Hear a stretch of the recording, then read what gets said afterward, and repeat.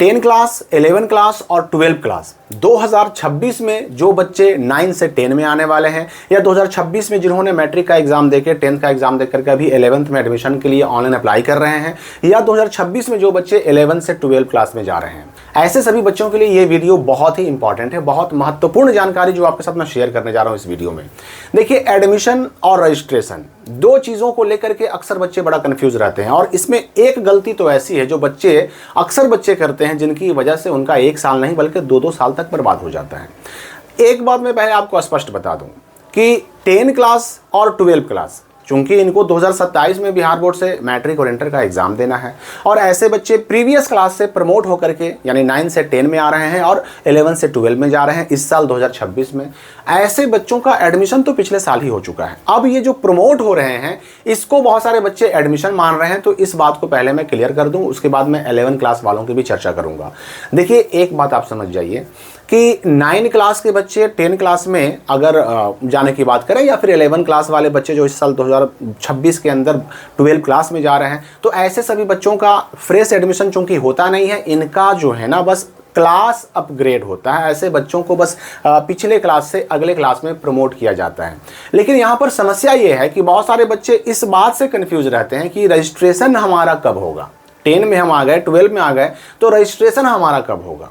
मैं आपको बता दूं कि एडमिशन की प्रक्रिया क्या है 10 और 12 की, वो तो मैंने आपको पहले भी बताया है कि आपका फ्रेश एडमिशन नहीं है, आपका नया एडमिशन नहीं है। आप पिछले क्लास से नए क्लास में आ रहे हैं तो बस सिंपली अपने स्कूल में जाइए, अपने स्कूल से पूछिए कि हम 9 से 10 में जा रहे हैं या 11 से 12 क्लास में जा रहे हैं, तो हमें उसके लिए क्या करना होगा। अगर वो फीस जमा करने के लिए कहते हैं, जो एनुअल फी होता है, वार्षिक शुल्क होता है, वो जमा करने कहते हैं, तो जमा कर दीजिए, रसीद कटवाइए, आपका अगले क्लास में प्रमोशन हो गया। अगले क्लास में आप चले गए, 9 से 10 में चले गए, 11 से 12 में चले गए। अगर आप क्लास 11 या फिर क्लास 12 कॉमर्स में हो और अभी भी अकाउंट्स या कॉन्सेप्ट्स को लेकर क्लैरिटी नहीं है, या फिर लास्ट मोमेंट प्रिपरेशन का प्लान कर रहे हो, तो ऑनेस्टली ये सबसे कॉमन मिस्टेक होती है, स्पेशली बिहार बोर्ड स्टूडेंट्स के लिए। स्ट्रॉन्ग बेसिक्स और रेगुलर प्रैक्टिस बहुत इंपॉर्टेंट है, इसलिए कॉमर्स वाला लेकर आया है उदय 2027 बैचेज क्लास 11 के लिए, और क्लास 12 के लिए परिश्रम 2027 बैचेज।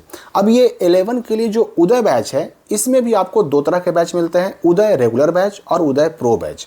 11 क्लास के साथ साथ जो 12 क्लास के बच्चे हैं उनके लिए भी 2 तरह के बैचेज हैं, परिश्रम रेगुलर बैच और परिश्रम प्रो बैच। रेगुलर बैच में आपको क्या मिलता है, तो इसमें मिलते हैं आपको live classes plus recorded lectures, daily practice problems with solutions, tests, MCQs, notes and complete practice support. और अगर आप प्रो बैच लेते हैं तो रेगुलर के सारे फीचर्स तो मिलेंगे ही मिलेंगे, प्लस में आपको मिलेगा खजाना एक्सेस, अपकमिंग बैचेस का access, books and additional study materials, Disha foundation से counselling, commerce kit, revision books, door step delivery. सच कहें तो बिहार बोर्ड के सिलेबस के अकॉर्डिंग इतनी स्ट्रक्चर्ड प्रिपरेशन मिलना काफ़ी रेयर है। अगर आप अभी से स्टार्ट करते हो तो बोर्ड का प्रेशर काफ़ी कम हो जाएगा। तो डिस्क्रिप्शन में लिंक दिया गया है, अभी चेक करें, और कोड SKY200 यूज करके एक्स्ट्रा डिस्काउंट भी ले सकते हैं। सही टाइम पर शुरू की गई प्रिपरेशन ही बेस्ट रिजल्ट देती है। ये एडमिशन तो नॉर्मल हो गया, ये स्कूल के स्तर से चलने वाली प्रक्रिया है। इसके लिए ना तो ऑनलाइन अप्लाई करना है, ना तो इसके लिए कोई डॉक्यूमेंट देना है, लेकिन प्रक्रिया की जानकारी अपने स्कूल से जरूर कर लें, क्योंकि इस मामले में 10 और 12 के जो स्कूल होते हैं ना, वो अलग अलग स्कूल अपने हिसाब से एक प्रोसेस बना के रखते हैं। हो सकता है कहीं कुछ डॉक्यूमेंट भी मांगा जाए, हालांकि नियम नहीं है, लेकिन डॉक्यूमेंट भी मांगा जाए। हो सकता है कहीं पर जो है आपको कहा जाए कि भाई आप रसीद कटवाइए, फीस जमा कीजिए। एडमिशन फ़ी के नाम पर आपसे एनुअल फ़ी लिया जाएगा, तब तो दिक्कत नहीं है, लेकिन अलग से पैसे लेना ये गलत भी होता है। तो एडमिशन तो हमारा हो जाएगा, स्कूल के स्तर से ही हो जाएगा। बस 9 के रजिस्टर से 10 के रजिस्टर में नाम लिखा गया, 11 के रजिस्टर से 12 के रजिस्टर में नाम लिखा गया, हो गया एडमिशन।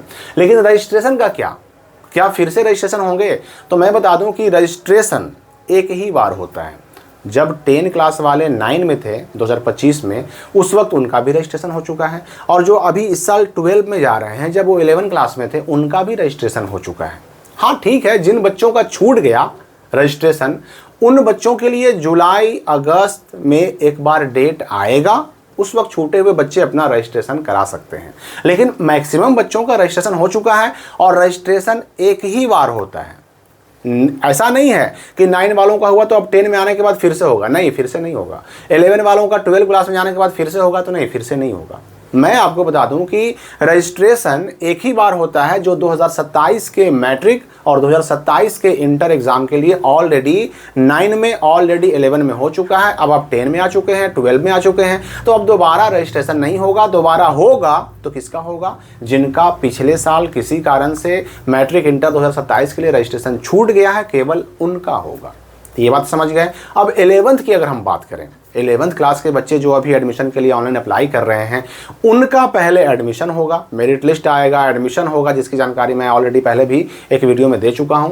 तो एडमिशन के बाद 11 क्लास वाले क्या गलती करते हैं कि वो अगर एडमिशन के बाद रजिस्ट्रेशन नहीं कराते तो ये एडमिशन उनका वहीं पर रद्द हो जाता है। ये गलती मैंने बहुत सारे बच्चों की देखी है कि एडमिशन तो करा लेते हैं पर रजिस्ट्रेशन छोड़ देते हैं। हमको 1 साल का गैप लेना है, हम 1 साल के बाद इंटर का एग्जाम देने वाले हैं। ठीक है, आप 1 साल के बाद ही इंटर का एग्जाम देने वाले हैं, बात समझ में आती है, लेकिन आप एडमिशन करा के ना छोड़िए। आप एडमिशन के बाद रजिस्ट्रेशन जैसे ही हो, रजिस्ट्रेशन करा के छोड़ दीजिए ना। आपका ये एडमिशन भी वैलिड रहेगा और आपका वो रजिस्ट्रेशन भी वैलिड रहेगा। आपको 1 साल गैप करना है, 2 साल गैप करना है, गैप करके आप एग्जाम दे सकते हैं, लेकिन रजिस्ट्रेशन किया हुआ रहेगा तब। अब सोचिएगा एडमिशन करा के छोड़ दिए और 1 साल गैप करके अगले साल फिर जो है छूटा हुआ रजिस्ट्रेशन डेट भी खत्म हो गया और उसके बाद फिर से हम सोचें कि रजिस्ट्रेशन फ्रेश करवा लें, तो उस एडमिशन पर फिर रजिस्ट्रेशन नहीं होगा, वो एडमिशन आपका कैंसिल। आपको फिर नए सिरे से OFSS पर ऑनलाइन करना होगा, नए सेशन में एडमिशन कराना होगा और फिर नए सेशन के हिसाब से आपको रजिस्ट्रेशन भी करना होगा। तो ये गलती 11 क्लास वाले नहीं करें। तो एडमिशन फ्रेश 11 क्लास में या 9 क्लास में, और जो री एडमिशन होता है वो री एडमिशन नहीं, असल में बस क्लास को प्रमोट करना है। जो 9 वाले 10 में चले जाते हैं और 11 वाले 12 में चले जाते हैं। रजिस्ट्रेशन एक ही बार होता है, दोबारा नहीं होता, दोबारा किसी हाल में नहीं होता। अगर स्कूल चाहे तो भी नहीं कर सकता, क्योंकि एक बच्चे का जिसका रजिस्ट्रेशन ऑलरेडी हो चुका है, उसका स्कूल चाह भी जाए तो दोबारा कर ही नहीं सकता है। ऑलरेडी रजिस्टर्ड बच्चे किसी हाल में री रजिस्टर्ड नहीं हो सकते। तो इस बात को आप समझ जाइए और इन गलतियों से बचिए। एडमिशन और रजिस्ट्रेशन से संबंधित अगर कोई डाउट आपके मन में अभी भी हो तो कमेंट करके पूछ सकते हैं। हम मिलेंगे अगली वीडियो में नए अपडेट के साथ।